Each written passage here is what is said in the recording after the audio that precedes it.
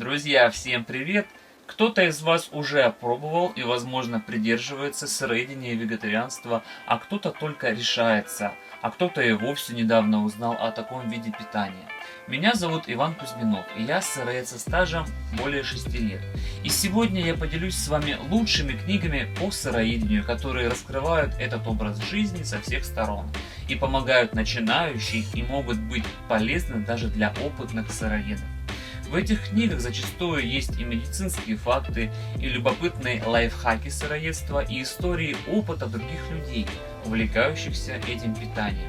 Естественно, у многих из этих книг сами авторы на своей шкуре испытали то, о чем впоследствии они написали. Итак, поехали! Наш топ открывает книга с воодушевляющим названием «Энергия живой еды». Во время путешествий в Индию и на Бали знаменитый ресторатор Гаяне Бреева увлеклась сыроедческой кухней. Увлечение, связанное с профессией, принесло свои плоды. Гаяне составила меню и успешно использовала его в своем ресторане. А позже разработанная ею диета была опробована специалистами. Профессионалы пришли к выводу, что эти блюда сбалансированы и крайне полезны. Другие добавили, что они еще и вкусны, а приготовить их совсем не трудно. Почти все идеи, которые автор придумала для своего ресторана, она включила вот в этот сборник. Наслаждайтесь. «Энергия живой еды» – это огромный и крайне интересный сборник рецептов, которые почти каждый сыроед сможет использовать в кухне, чтобы разнообразить свои завтраки, обеды и ужины. Идем дальше. Живое питание для здоровой и активной жизни. О чем эта книга? Современный образ жизни не способствует улучшению самочувствия и омоложения организма. Усталость, стресс, экология мегаполиса негативно сказываются на нашем внешнем виде. Однако и от этих проблем можно избавиться. Один из способов – изменить свой рацион, пишет в своей аннотации автор. По мнению диетолога Стефани Турлис, сырые продукты, а также блюда, составленные из них, сохраняют больше полезных свойств и ускоряют обмен веществ. В ее книге вы найдете множество интересных рецептов, советов и описания полезных свойств тех или иных овощей и фруктов. Прочесть ее будет полезно всем, кто хочет повысить свою активность дома и на работе. От себя здесь я могу лишь добавить свое согласие с диетологом Стефани Турлис, а книга чудесная, советую ознакомиться с ней каждому, кто хочет знать больше о свойствах сырой пищи и ее воздействии на организм. Следующая в топе книга одним своим названием может рассказать о себе все, буквально все, потому что называется она «Сыроедение». Если вы уверены, что еда, не подвергшаяся тепловой обработке, это скучно и примитивно, то это издание заставит изменить свое мнение.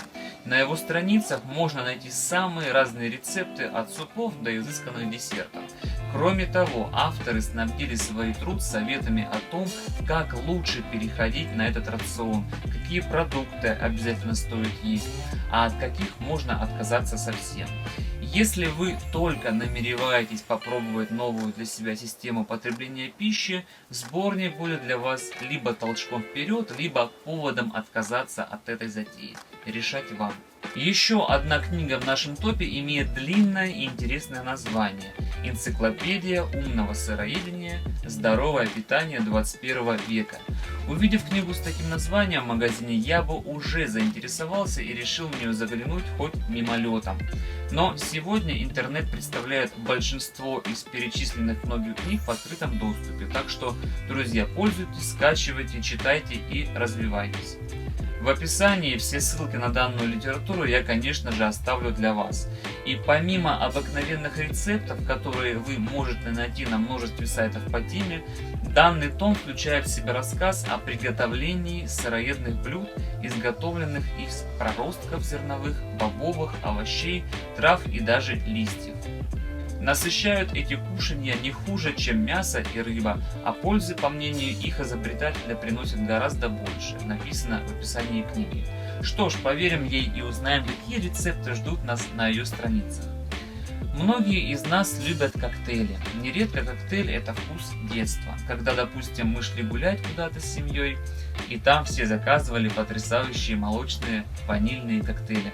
Особенно это хорошо было делать летом в жару, охлаждая свой пыл сладким напитком. Поэтому название следующей книги навело мне теплые воспоминания о детстве. «Зеленые коктейли», гласит обложка. Очень эта книга понравится людям, которые практиковали или до сих пор практикуют сыроедение. Даже если вы считаете, что хорошо приготовленная пища вам подходит больше, нежели сырая, эта книга все равно может стать помощницей в деле похудения и повышения вашей активности. Коктейли, которые предлагает Джейсон Малкольм, усваиваются с любой пищей, легко перевариваются и дают организму немало полезных веществ. Да и сделать их совсем просто. Красочные иллюстрации и подробное описание способов приготовления убедят даже самого ленивого читателя, что это дело ему по плечу. Звучит интересно, не правда ли, друзья? И если вы подумали, что зеленые коктейли — это лишь раздробленный в блендере огурец вперемешку с укропом, то вам точно стоит прочесть эту книгу, чтобы убедиться, что зеленые коктейли на самом деле могут быть разнообразнее и насыщеннее, чем обычные молочные коктейли из нашего детства. Идем дальше. Сейчас будет книга с забавным названием, а именно «Новая книга о сыроедении» или «Почему коровы хищники». Не смейтесь, это не что-то из рода «Сколько килограмм весит петух» или «Верблюд прошел 10 метров по пустыне». Это оригинальный, уникальный, интереснейший опыт. Произведение, которое заставит вас пересмотреть образ жизни. Это была одна из моих первых книг, и она любима мною до сих пор. У автора этой книги, как и у большинства советских людей, к 30 годам сформировалось стандартное меню: яичница, бутерброды на завтрак, первое, второе, третье на обед и плотный ужин с бутылочкой пивка. Поэтому к 40 годам он подошел с лишним весом и целым букетом болезней. Такова цена сбалансированное питание, которое организм не в состоянии переварить и полноценно усвоить. Болеть, быть толстым и вялым не хотелось, поэтому начались поиски правильного питания, гармоничного для человека, и они увенчались успехом. Более того, на пути к здоровому питанию автор сделал для себя много удивительных открытий. Оказалось, что коровы на самом деле хищники, а львы травоядные, а человек беззащитен перед ядовитой для организма вареной едой.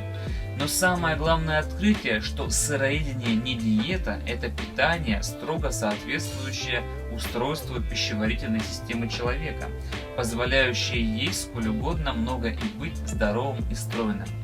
У автора отлично получилось разложить по полочкам всю информацию о сыроедении просто, ясно, а главное без фанатизма, только конкретные примеры и факты. Павел Себастьянович поведал читателю, а точнее разжевал и положил в ротик информацию о таких важных понятиях, как аутолиз, это саморастворение пищи ферментами, энзимы, белковые структуры, пищевой лейкоцитоз. Подробно и тщательно рассказал о пищеварении человека, о болячках, которые мы зарабатываем в связи с неадекватным питанием, а также почему наш организм беззащитен перед вареной едой. И о том, что сыроедение — это не диета, а питание, которое на 100% соответствует устройству человеческой пищеварительной системы. Название еще одной книги тоже говорит само за себя, буквально в точности описывая всю свою суть. Диета 80-10-10. С наслаждением проедая свой путь к идеальному здоровью, оптимальному весу и неисчерпаемой жизненной энергии. Книга доктора Дугласа Грэма. Наиболее полный и компетентный труд по сыроедению и фрукторианству, здоровому образу жизни и здоровому питанию в целом. Доктор Грэм – спортсмен, тренер, диетолог, врач-хиропрактик, энтузиаст здорового образа жизни и сыроед, фрукторианец более чем 30-летним стажем.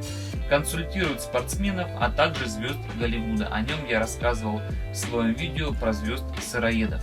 Звучит здорово, но кто-то особо критичный из вас, мои зрители, возможно, сейчас услышал это описание и подумал: ах, снова высоко и красиво подобранные слова, а на деле, наверное, почти ничего не стоит.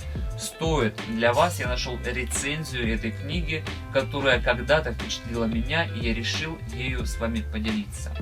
Автор рецензии с ником Менос пишет: Когда-то давно я считала вегетарианцев слегка больными на голову, а потом перестала есть мясо. Тогда была полностью уверена, что вот веганы точно больные. Это же как без йогуртов и мороженого прожить можно. А затем перешла на веганство. Но даже тогда была совершенно убеждена, что сыроеды это определенно ненормально и так жить нельзя. Умрешь потому что, питаясь одной травой.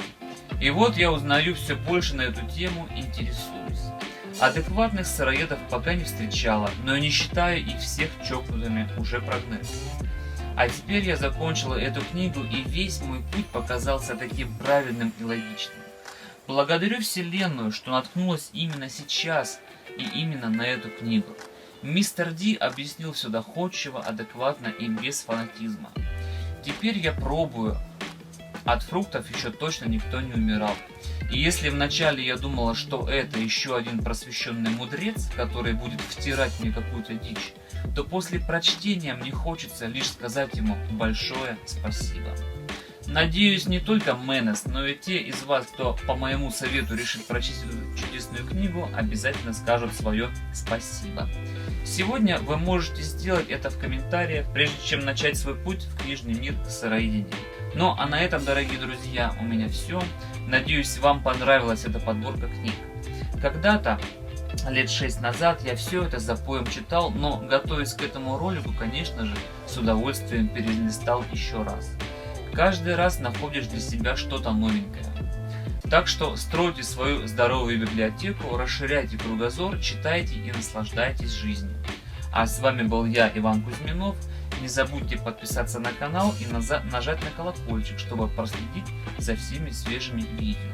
Всем удачи и пока-пока!